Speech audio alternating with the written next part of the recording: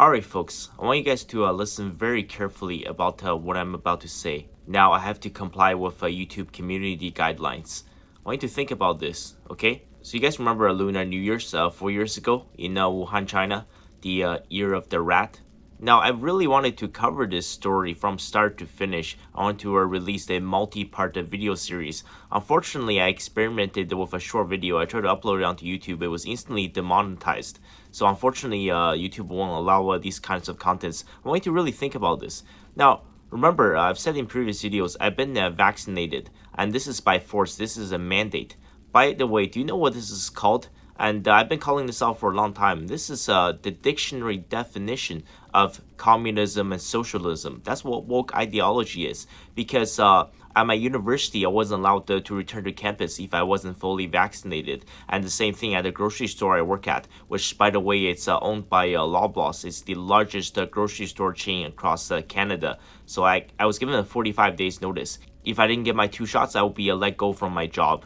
Now, I didn't mention that right after I got vaccinated, I became extremely allergic to animals. It's not so bad when it's outdoors, but if it's in an indoor environment, the rashes, the irritations, the tears, and the sneezing, I kept getting worse and worse and worse. It's not getting any better.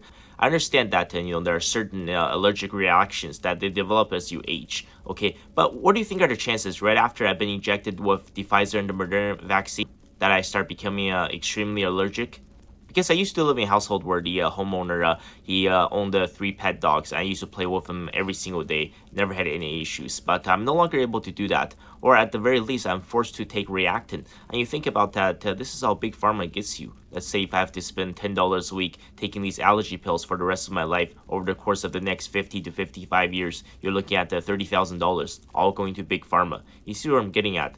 But there's something much, much darker, okay? I want you to remember this. Now, in China, they never actually had a vaccine mandate, despite the fact that the Omicron variant and the subsequent wave that was so devastating, it swept across China.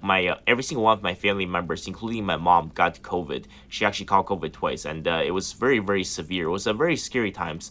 But despite all of this, China, first of all, they never had a vaccine mandate. Number 2, okay, listen to this.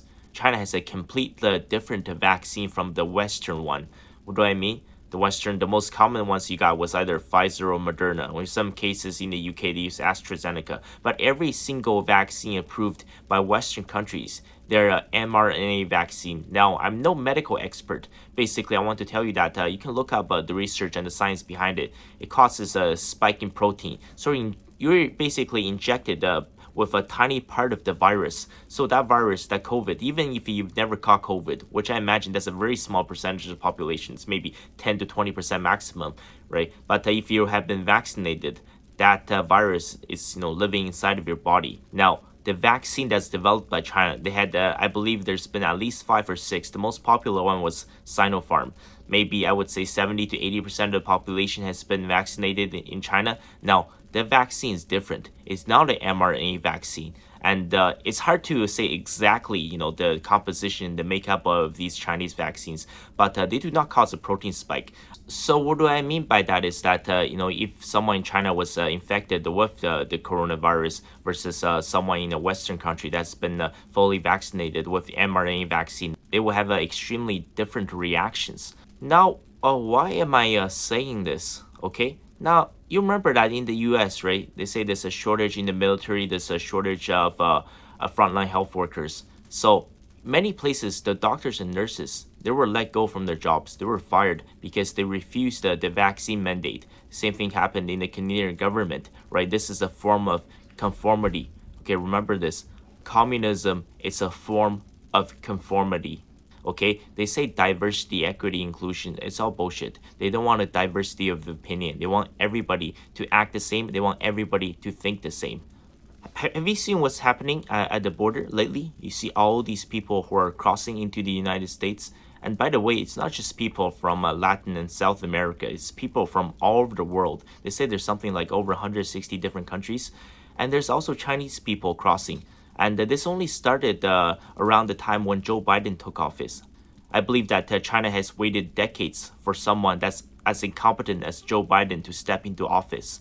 Right now, there are tens and thousands of Chinese migrants crossing to the United States via the U.S.-Mexico border every single year. Many of them they're flying to Turkey first, and from Turkey to Ecuador, where the country has a visa-free policy for Chinese citizens. Then they travel through the Darien Gap, through many Latin American countries, through Mexico, before making their way into the U.S. Okay, I want you to think about this. First of all, the vast majority of the Chinese people crossing the borders, they are very young, they're physically fit, and of course, the Chinese Communist Party, they're fully aware of this. And the reason why a lot of people are able to fund this method to escape into the US is because these kind of videos are actually being promoted on Douyin, which is the Chinese version of TikTok. So they watch these tutorials that shows them how to get to the United States. Out of all the 1.4 billion people in China, none of them has had the mRNA vaccine. Many Western countries, many NATO countries offered China this vaccine to help them during the Omicron variant. But the Chinese Communist Party, they rejected every single one of these vaccines. They decided to only use their own. So remember, your body has a very different reaction, okay? The Chinese vaccine versus the Western vaccine.